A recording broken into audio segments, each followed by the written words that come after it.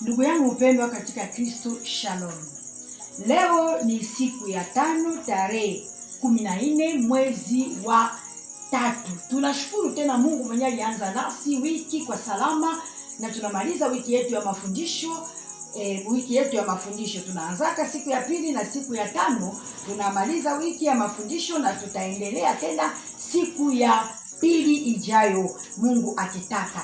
Mungu akubariki popote kwenye muko. Tunaendelea na somo letu. Tulisema mtu anapana tu alicho nacho.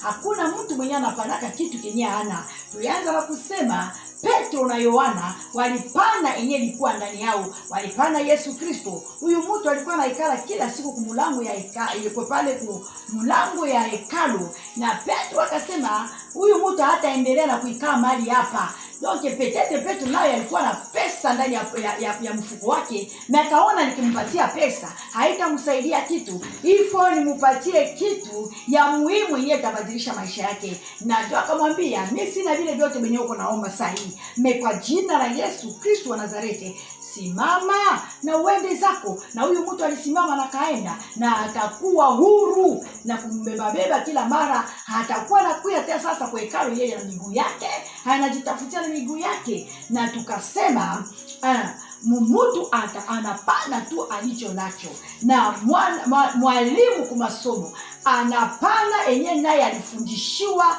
na mwalimu wake siku moja, na njoo anapana kwa watoto, na njoo anafundisha watoto juu naye alifundishiwa na mwalimu fulani, naye alifundishiwa na njoo mwalimu anakuwaka anapana kwa watoto.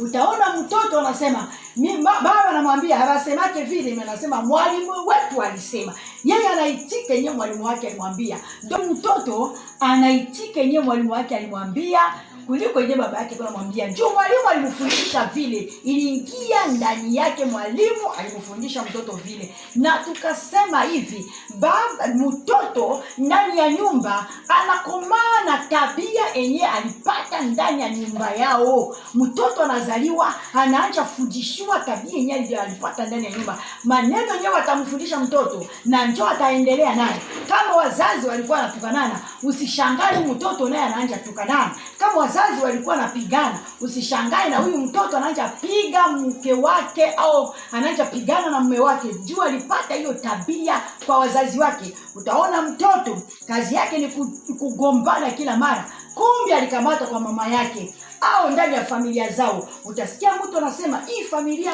yote njoo vile wanakuwaka tu, hiyo familia ni familia ya kugombana, ni familia yenyewe wanapenda vita, ni familia yenyewe wanakuwaka wanajiheshimia.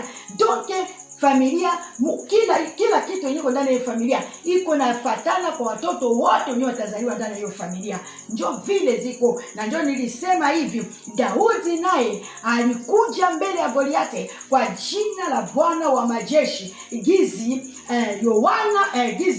Petro alikujaka mbele ya huyu alikuwa kiwete kwa jina la Yesu Kristo wa Nazareti. Tuko na mweyeko na nguvu, ndugu yangu mpendwa. Tunakuja mbele yake na mbele ya ile maprobleme iko mbele yetu kwa jina la Bwana Yesu Kristo. Tunakuja mbele ya magonjwa, mbele ya matatizo kwa jina la Yesu Kristo, na tunaangusha kila kitu. Mungu awabariki popote kwenye muko. Basi tutaendelea siku ya 2 ijayo. Mungu awabariki na na bariki weekend yenu.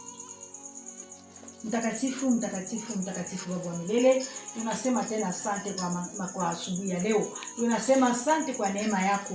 Utukufu na heshima zikurudilie mwenyewe Baba. Ndio unasema nasi kila siku Baba, tukuige wewe Yesu Kristo. Ndio wewe ndiye mfano wetu. Petro alitoa ile ilikuwa ndani yake Yesu Kristo. Nasi Baba, kwa jina lako Yesu Kristo, kila kitu yoyote yenye nasimama mbele yetu tunaenda kuiangusha. Kila milima yote nasimama mbele yetu tunayangusha kwa jina lako Yesu Kristo. Kila yote iliyoko ndani yetu yenyewe ilikuwa kama kiwete ndani ya maisha yetu tunayaondoa kwa jina la Yesu Kristo. Wagoliathi wote wenyewe wanasimama kwa maisha yetu tunawaangusha kwa uwezo wa jina la Yesu Kristo. Baba, makuta ya Yeriko yote tunayangusha kwa jina la Yesu Kristo. Asante Mungu. Naombea wamama wenyewe wanatafuta kuzaa. Baba, mwaka huyu ikuwe mwaka wao wa kuzaa kwa jina la Yesu Kristo. Asante Mungu. Jina la Yesu ni jina yenyewe inatupatia afya, inatupatia nguvu, inatupigania mbele ya adui zetu. Na bariki weekend yenu, na wabariki popote kwenye mko, na wabariki mwezi wa 3, wa 4 na wa 5, na wacha katika mikono ya Bwana kila yote nyaiko ya Mungu ishindwe na kuenda mbali. Mipango za giza ishindwe na kuenda mbali, kwa uweza wa jina la Yesu Kristo mweza yote tunaomba hivyo. Amen.